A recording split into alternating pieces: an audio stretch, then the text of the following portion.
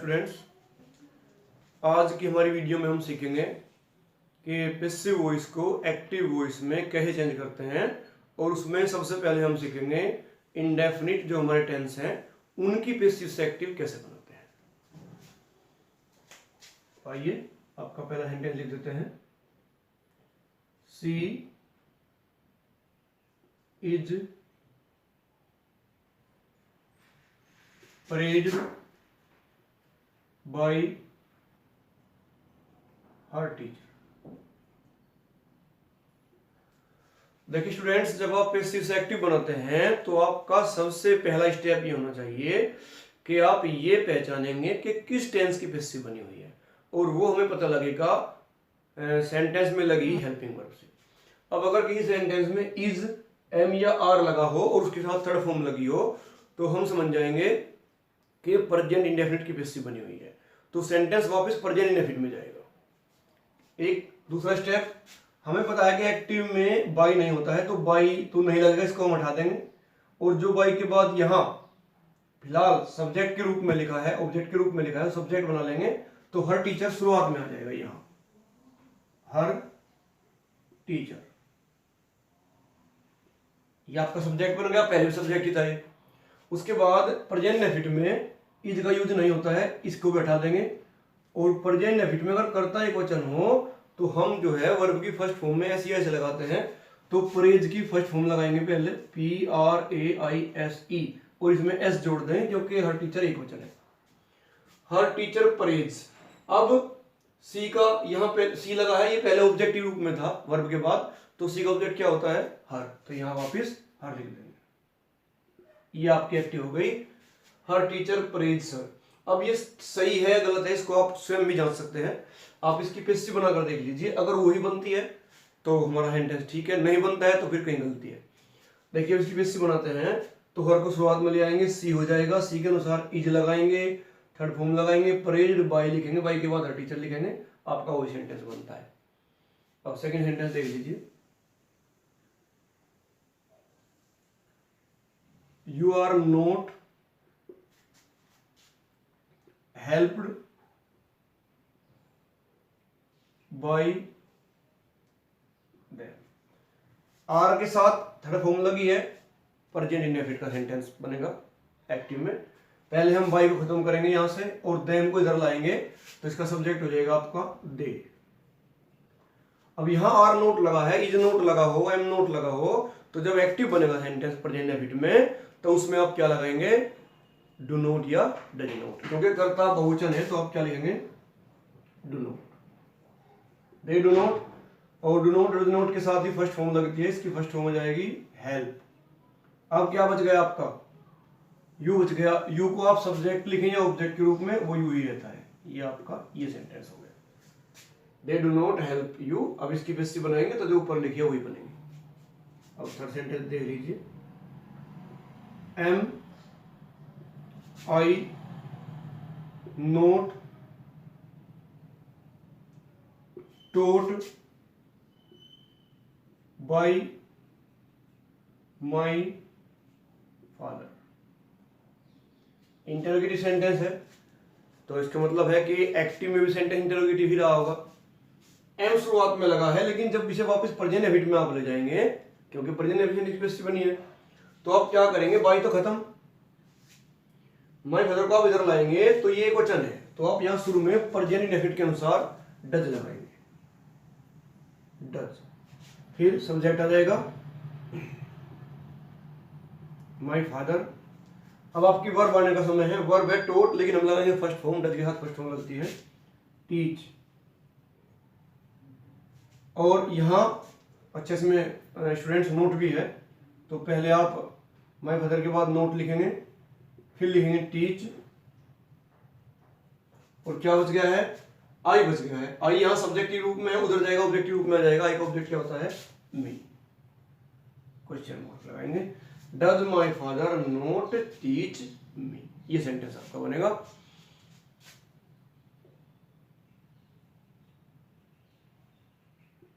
By whom are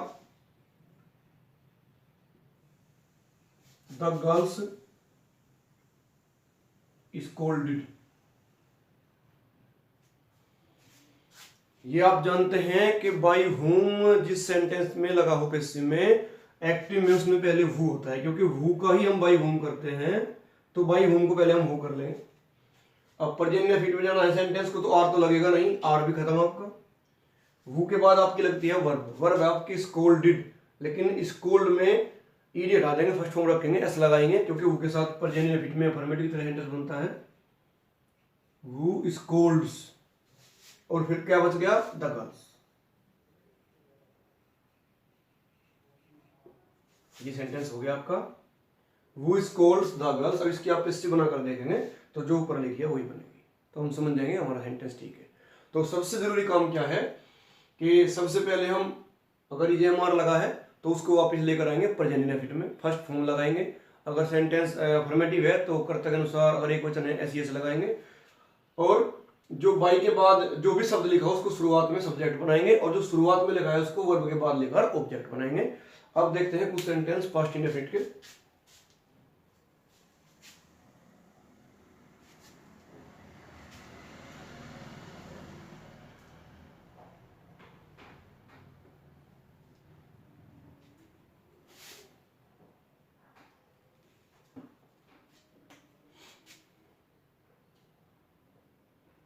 They were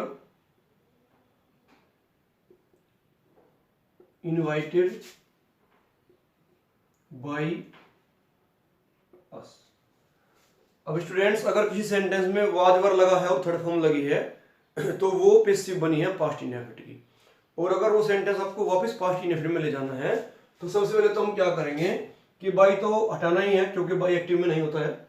अस को इधर लाएंगे आप, तो क्या हो जाएगा, वी।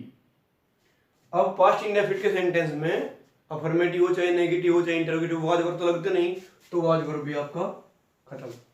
अब यहाँ आपका सेकंड फॉर्म लानी है आपको सब्जेक्ट के बाद, ये सेकंड फॉर्म भी यही है, थर्ड भी यही है, तो यहाँ हम क्या लिख देंगे, वी इनवाइटेड, और क्या बच गया, देखो ऑब्जेक्ट क्या हो जाएगा, देम। ये आपकी एक्टिव बन जाएगी, वी इनवाइटेड देम। इसकी आप पेसिव बनाएंगे, जो ऊपर लिखे वही बनेंगे। The flowers were not plucked. देखिए स्टूडेंट्स, अगर ये सेंटेंस आपको मिल जाए लिखा हुआ, the flowers were not plucked, फूल नहीं तोड़े गए, तो इसमें बाई नहीं है जिसको आप शुरुआत में लेकर एक्टिव बना ले। अब हम ये देखेंगे कि फूल तोड़ने का काम, देखिए वैसे तो बच्चे भी तोड़ सकते हैं फूल, कोई भी तोड़ सकता है, लेकिन फूल जो बाग से चुनने का काम होता है मेनली, मुख्य रूप से वो गार्डनर का होता है। तो आप यहाँ शुरू में अपनी तरफ से गार्डनर लिखेंगे, द गार्डनर।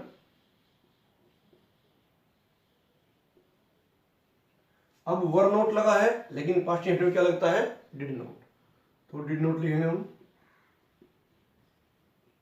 पलक की थर्ड फॉर्म में हम फर्स्ट लगाएंगे डिड नोट के साथ, pluck. The gardener did not pluck, और ऑब्जेक्ट क्या है, the flowers.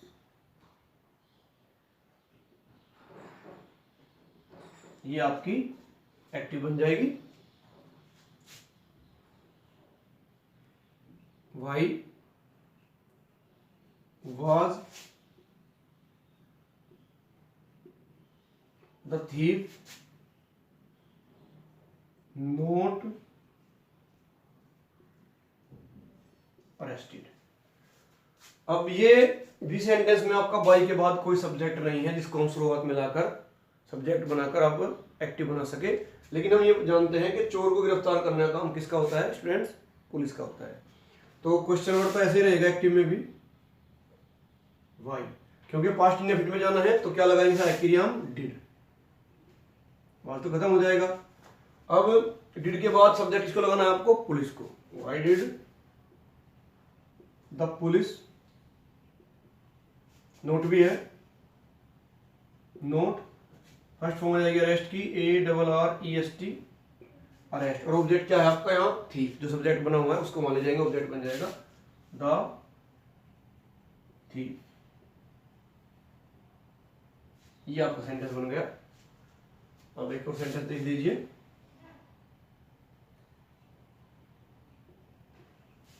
Which drama was scene bye मी। अब ये आप जानते हैं स्टूडेंट्स कि ये तो क्वेश्चन वर्ड है पूरा विच ड्रामा, क्यों? क्योंकि हेल्पिंग वर्ब यहां लगी है, तो एक्टिव हो चाहे पैसिव हो ये तो हटेगा नहीं अपनी जगह से। इसको तो ऐसे लिखेंगे विच ड्रामा, ये हो गया आपका। अब जब ये क्वेश्चन वर्ड है तो इसके बाद हमें हेल्पिंग वर्ब लगानी है, और पास्ट इंडेफिनिट सेंटेंस है तो हेल्पिंग वर्ब क्या लगेगी? Did.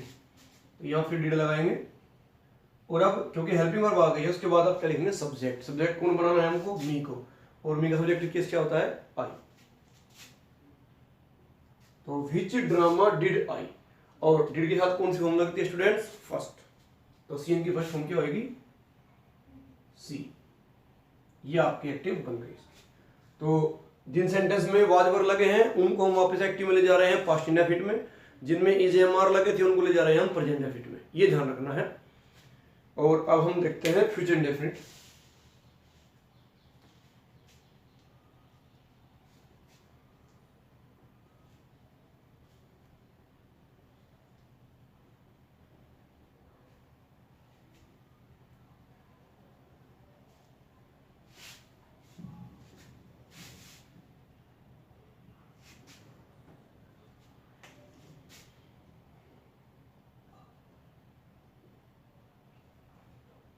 The horse will be fed by his master। देखिए अगर विल और सेल के साथ बी लगा है और थर्ड फॉर्म भी लगी है तो वो सेंटेंस जाएगा वापस फ्यूचर इंडेफिनिट में, क्योंकि फ्यूचर इंडेफिनिट की ही पैसिव बनती है विल के साथ बी लगेगा थर्ड फॉर्म से। तो हम बाई तो यहाँ समाप्त हो जाएगा। हिज मास्टर को शुरुआत में लाएंगे, सब्जेक्ट बन जाएगा आपका वापस जो पहले एक्टिव में था। हिज मास्टर, और हिज मास्टर के साथ भी आप विल ही लगाएंगे, यानी कि हेल्पिंग वर्ब यही रहेगी विल। बी आपका खत्म हो जाएगा क्योंकि फ्यूचर इंडेफिनिट में बी नहीं लगता है। तो हिज मास्टर विल। अब फेड थर्ड फॉर्म है आपकी फीड की। फीड मैंने होता है खिलाना पिलाना, यह हो जाएगा आपका फीड। ये फर्स्ट फॉर्म हो जाएगी फेड की। His master will feed. अब आपका ऑब्जेक्ट क्या होना है? द हॉर्स, क्योंकि शुरुआत में है तो इसको वर्ब के बाद लगाएंगे तो आपका हो जाएगा द हॉर्स। तो his master will feed the horse, ये आपकी एक्टिव बन जाएगी। The lion will not be shot by the hunter। अब बाई तो आपको समाप्त करना है, और द हंटर आपका सब्जेक्ट बनेगा आगे यहाँ। तो द हंटर को हम शुरुआत में लिख लेंगे द हंटर। सहायक क्रिया यही रहेगी आपकी हेल्पिंग वर्ब विल। नोट भी है इसमें, बी समाप्त हो जाएगा आपका क्योंकि बी नहीं लगता है फ्यूचर इंडेफिनिट में। अब शॉट की फर्स्ट फॉर्म होती है शूट, SHOOT, यानी कि अगर इसमें से ए को कम करते हैं हम तो वो आपकी सेकेंड और थर्ड फॉर्म बन जाती है। तो the Hunter will not shoot, और सब्जेक्ट आपका लोयन, उसको बनाएंगे ऑब्जेक्ट, यहां लिखेंगे द लोयन। ये आपकी पैसिव बन गई है सेंटेंस की। अब नेक्स्ट सेंटेंस देख लीजिए। What will be done by us. अब इसमें क्या करना है स्टूडेंट्स आपको? ये आप जानते हैं कि व्हाट वाले सेंटेंस में व्हाट क्वेश्चन वर्ड भी होता है और ऑब्जेक्ट भी होता है। तो क्वेश्चन वर्ड होने के नाते भी और ऑब्जेक्ट होने के नाते इसको यही रखना है हमको। इसको आप लिखेंगे यहाँ व्हाट, और उसके बाद विल को ऐसे लाएंगे, लेकिन विल नहीं लाएंगे क्योंकि यहां से हम अस को इधर ले जाएंगे तो अस का हो जाएगा वी, और वी के साथ क्या लगाते हैं स्टूडेंट्स? सेल। तो अब यहाँ व्हाट के बाद क्या लिखेंगे? सेल। ओके, अब क्वेश्चन वर्ड आ गया है आपका, हेल्पिंग वर्ब आ गया है, अब आपकी सब्जेक्ट की बारी है, यहाँ लिखेंगे वी। What cell we. अब क्या बच गया आपको? बी लगाना नहीं है, खत्म। डू की तरफ हम लगाएंगे डन की do. What shall we do, ये आपकी इसकी एक्टिव बनेगी।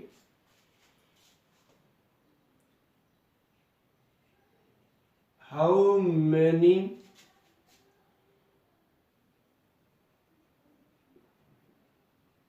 Questions will be solved by him, ये आपकी पेशी है। तो हाउ मेनी क्वेश्चंस, ये आपका इसमें क्वेश्चन वर्ड भी है और ऑब्जेक्ट भी है। तो क्वेश्चन वर्ड है तो शुरुआत में लिखेंगे इसको, हाउ मैनी क्वेश्चंस। अब उधर से हिम को इधर लाना, ही हो जाएगा और ही के साथ भी विल लगता है तो यहाँ पे विल ही लिख लेंगे, विल। फिर हिम इधर आ जाएगा, बाई खत्म हो जाएगा ही, और बी भी खत्म। सोल्ड की थर्ड फॉर्म होती है सोल्व। तो आपका सेंटेंस बनेगा how many questions will he solve. तो स्टूडेंट्स, ये आपकी पेज हमने समझा दिया आपको इंडेफिनिट टेंसेज पर जो बेस्ड थी। मैं एक बार आपको रिपीट करा देता हूं। जिन सेंटेंसेज में इजेमआर के साथ थर्ड फॉर्म लगी है वो प्रेजेंट इनडेफिनिट के होते हैं, तो वापस जब हो जाएंगे तो प्रेजेंट इनडेफिनिट में उनको बनाना है, यानी कि उनमें प्रेजेंट इनडेफिनिट के रूल लगाने हैं। यानी कि इजेमआर नहीं लगेगा, थर्ड फॉर्म नहीं लगेगी, उनको हटा देंगे, फर्स्ट फॉर्म लगाएंगे। और अगर नेगेटिव है तो डू नॉट डज नॉट लगाएंगे, अगर इंटरोगेटिव है तो उनमें भी डू डज का प्रयोग होगा। अब जिस सेंटेंस में आपका स्टूडेंट्स लगा हो वाजवर, तो वाजवर वाले सेंटेंस की जो पैसिव बनी है उसमें आप एक्टिव में ले जाएंगे तो वो बनेगा आपका पास्ट इंडेफिनिट में, यानी कि ना तो उसमें वाजवर लगेगा ना थर्ड फॉर्म लगेगी, सिर्फ सेकंड फॉर्म लगेगी। अगर सेंटेंस नेगेटिव बनाना है आपको तो डिड नॉट से बनेगा, और इंटरोगेटिव बनाना है तो उसमें भी डिड आएगा। जब आपके पास सेंटेंस विल बी और शैल बी के साथ थर्ड फॉर्म से बना हो तो उसको आप वापस ले जाएंगे फ्यूचर इंडेफिनिट में, जहां पर बी यूज नहीं होगा, थर्ड फॉर्म यूज नहीं होगी, विल शैल यूज होंगे लेकिन फर्स्ट फॉर्म के साथ। और एक काम आपको करना है, जो बाई के बाद आपका पहले सब्जेक्ट था जो ऑब्जेक्ट बना हुआ है उसको आप शुरुआत में ले जाएंगे, जो सब्जेक्ट बन जाएगा फिर से। और जो शुरुआत में लिखा है पेशी में वो पहले आपका ऑब्जेक्ट था, उसको आप ऑब्जेक्टिव केस बनाकर, अगर वो कोई प्रोनाउन है तो उसको आप वर्ब के बाद लिख देंगे। ये आपकी पेसिव से एक्टिव बन जाएगी इंडेफिनिट टेंसी। अब नेक्स्ट वीडियो में हम पढ़ेंगे पेसिव से एक्टिव कंटिन्यूअस टेंसेज की और परफेक्ट टेंसेज की। Thanks students.